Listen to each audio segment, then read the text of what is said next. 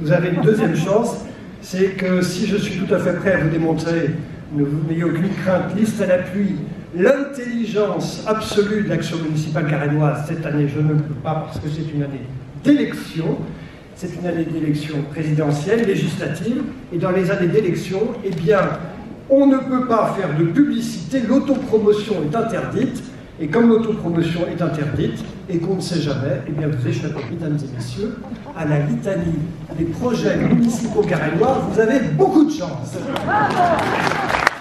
J'ai donc 3 vœux. Ce n'est pas terminé, je suis désolé. J'ai donc 3 vœux. D'ailleurs, j'ai vu l'architecte du théâtre, quand il a construit le théâtre, il m'a dit « pas d'air conditionné ». Ce n'est pas écologique. Et bien voilà, pas d'air conditionné, il va falloir que vous teniez à la fin du discours. Premier vœu, que les élections présidentielles et législatives permettent aux Français de vraiment s'exprimer. C'est quand les Français s'expriment que la tension sociale baisse. Et on l'a vu avec le succès de la primaire de la droite, et je crois aussi un certain engouement pour la primaire de la gauche. D'ailleurs, je présente mes excuses à ceux qui voulaient assister au débat de ce soir, et ils vont pouvoir être libérés pour aller voir le débat. Mais les Français ne veulent plus de petits arrangements. Ils veulent de la transparence. De la transparence dans la désignation des candidats, de la transparence dans la désignation des programmes. Ils veulent du renouvellement. Alors voilà mon premier vœu. Les élections présidentielles et législatives seront des élections de renouvellement des habitudes, des hommes et des idées. Et que nous soyons de droite, de gauche, du centre ou d'ailleurs, et si nous ne faisons pas ça, nous laissons la place à tous ceux qui critiquent facilement la politique. Mon deuxième vœu, c'est que dans le monde qui se délite où les gens sont seuls, nous avons beaucoup d'administrés qui vivent seuls, qui n'ont pas de repères. Et dans ces soucis qu'ils vivent, ils vivent dans nos villes. Et pour que nos villes ne deviennent pas ce que Camus appelait des déserts d'hommes, eh bien, nous devons compter sur l'action municipale. Les élus municipaux de France, et il y a très nombreux conseillers municipaux des Hauts-de-Seine ici que je salue, sont des hommes et des femmes de bonne volonté. Ils ont une connaissance intime de leur ville. Ils se dépensent sans compter, ils sont disponibles. Et accessoirement, ils ne coûtent pas grand-chose, quoi qu'en dise Patrick Devecchio. Ils coûtent quand ils ont des projets, mais leur action de tous les jours, les maires, les élus municipaux, et vous savez ce que c'est, vous les élus, 24 heures sur 24, c'est quelque chose d'irremplaçable. Cela crée du tissu social. Et le jour où on empêchera les Français, ou plus exactement, on fera en sorte qu'ils jettent l'éponge et qu'ils ne soient plus membres des conseils municipaux parce qu'on les aura absolument éloignés de cette tâche, eh bien, qui fera ce travail de lien social? Le président Patrick Ollier, qui est le président de la métropole, a une grande tâche, créer de toutes pièces un objet qui n'existait pas, un objet politique qui n'existait pas. Et cette métropole du Grand Paris, elle réussira si elle est ce qu'elle est, c'est-à-dire une fédération des communes d'Île-de-France. Et cette fédération des communes d'Île-de-France peut redonner du pouvoir aux élus municipaux. Alors oui, je formule le vœu, mesdames et messieurs, que l'année 2017 soit celle du sursaut municipal. Enfin, j'ai un troisième vœu. C'est que la France et nos communes résistent au vent contraire qui les frappe. Et je vais vous raconter une histoire qui s'est déroulée à quelques dizaines de mètres de ce théâtre, à la Garenne-Colombes, fin juin. À la Garenne-Colombes, fin juin, 2 femmes se sont fait tabasser dans le hall d'immeuble, dans leur hall d'immeuble, par 2 familles voisines qui les attendaient, au motif qu'elles portaient un jean. Et horreur, parce que le jean d'une des 2, qui était adolescente, était un jean troué. Les agresseurs ont justifié leur geste en expliquant que la tenue de ces 2 femmes n'était pas une tenue décente. En réalité, les agresseurs leur reprochaient explicitement de n'être pas voilés. Et aujourd'hui encore à la Garenne, je sais qu'un individu que nous avons identifié va d'appartement en appartement et met la pression sur les femmes seules pour qu'elles se voilent. Ce n'est pas un fantasme, c'est une réalité. Et c'est une vérité que vivent certains de nos concitoyens. Où sont les sanctions? Nulle part. Où est la peur? Partout dans ces immeubles. Et j'ai encore reçu aujourd'hui le courrier d'une femme qui demandait à déménager, car elle avait peur des intimidations. Et tout ça dans des logements financés avec nos impôts. Alors j'ai donné l'alerte, j'en ai parlé partout, et rien ne se passe. Et aujourd'hui encore, 7 mois après les faits, cette femme, la victime et sa fille, croisent tous les jours dans le hall ses agresseurs, qui continuent à l'intimider. Et rien ne se passe. Et si elle a demandé à déménager, vous comprenez pourquoi. Alors je vous le dis très tranquillement, puisque rien ne se passe, puisque tout le monde baisse les yeux, j'ai décidé devant cette, comment dirais-je, soumission générale, que à la Garenne, on ne se laisserait pas faire. Alors je laisse les partisans du politiquement immobile,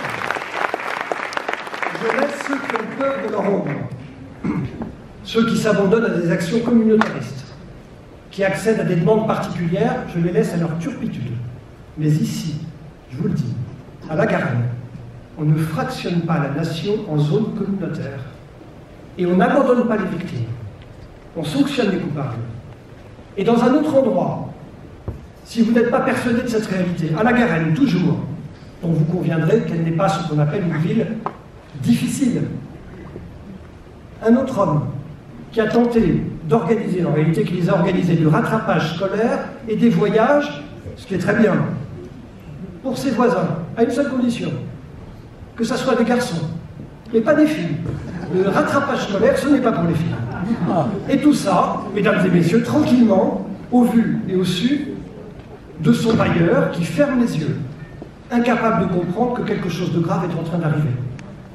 Alors je vous le dis, la ghettoisation sur des bases communautaristes est en marche chez certains bailleurs sociaux. Il y a à la Garenne des cages d'escalier où il n'est plus possible de n'être pas voilé. Ce n'est pas du fantasme, c'est de la réalité. Alors voilà ce que nous allons faire à la Garenne.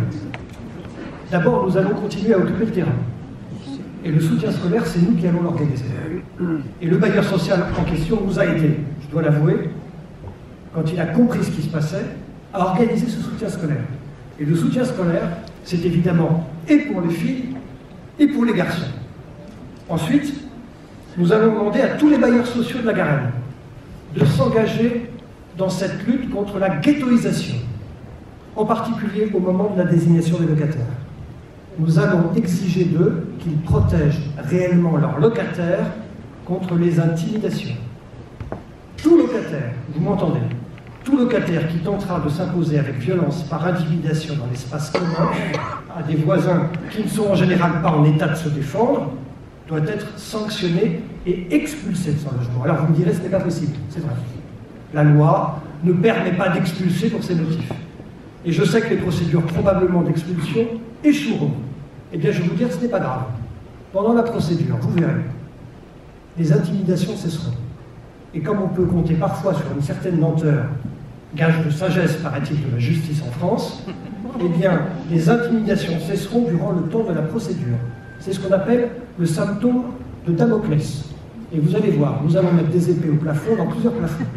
Et à cette condition, les plus faibles, enfin, se sentiront protégés. Ensuite, écoutez-moi bien, j'engagerai, au nom de la ville, et au motif que les bailleurs en question ont bénéficié de financement de la commune, d'argent public, après tout, des actions en justice contre ceux-ci quand ils sont immobiles face à de tels actes. Quand la ville finance des logements sociaux, c'est pour que les gens y vivent en sécurité. C'est pour que les gens y vivent en paix, pas sous la pression de quelques obscurantistes. L'argent public, il est au service de tous, pas au service de quelques caïds qui veulent imposer leurs lois. Je ne sais pas si ces procédures face à la justice, devant la justice, pardon, produiront des effets, mais ce que je sais, c'est que le jour où nous commencerons ces procédures, eh bien on en parlera. Et ce qui se passera, c'est qu'il y aura une prise de conscience. Et cette prise de conscience à la Garenne, je veux qu'elle ait lieu. Alors les Garennois, et particulièrement ceux qui vivent dans les logements sociaux qui en bénéficient, aspirent à la vie tranquillement. Eh bien, je vais vous dire, cette année 2017, ça sera une année de tranquillité. Parce que je ne veux pas que quelques caïds pourrissent la vie de quelques-uns. Et enfin, cela va de soi, que les choses soient claires, un bailleur social ne bénéficiera plus d'aucun permis de construire à la Garenne-Colombes, j'y veillerai, s'il n'est pas capable de faire respecter la loi dans ses immeubles. Et j'ai conscience que ce sera la première fois en France qu'une commune fera trancher par la justice un tel différend. Désormais, nous choisirons des bailleurs sociaux qui font respecter la loi. Ils sont évidemment la majorité, je n'ai aucune difficulté avec cela, et ils sont d'ailleurs la majorité, évidemment, à la Garenne-Colombes. Nous aurons le choix. Alors j'entends ceux qui diront quand même, il exagère, la situation n'est pas si grave. Eh bien, sortez de chez vous et allez demander à tous ceux qui en font la demande, j'ai les adresses. Pourquoi ils exigent de déménager? Pourquoi il y en a tant? Et ne venez pas me parler, s'il vous plaît, d'islamophobie. Parce que les femmes agressées, celles que moi, je défends, elles étaient musulmanes, pratiquantes, fières de leur religion. Et bien ces femmes, elles ont le droit de vivre comme elles veulent. Enfin, à la Garenne, nous défendrons la liberté de nos administrés. Face aux obscurantistes, ici, c'est la République.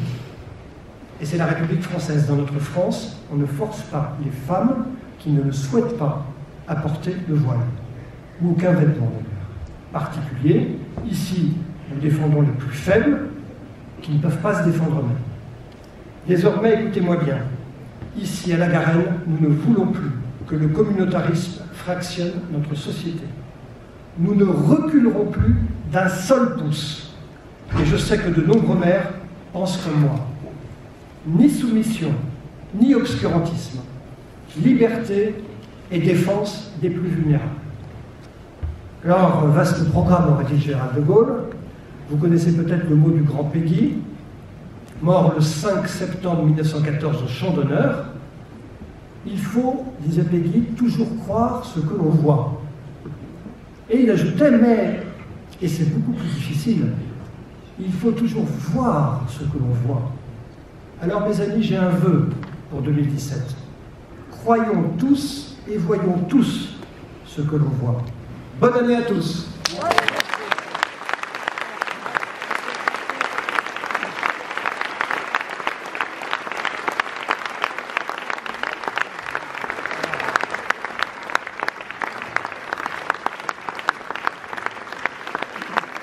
J'ai le plaisir maintenant de passer la parole au président du Conseil, ex-général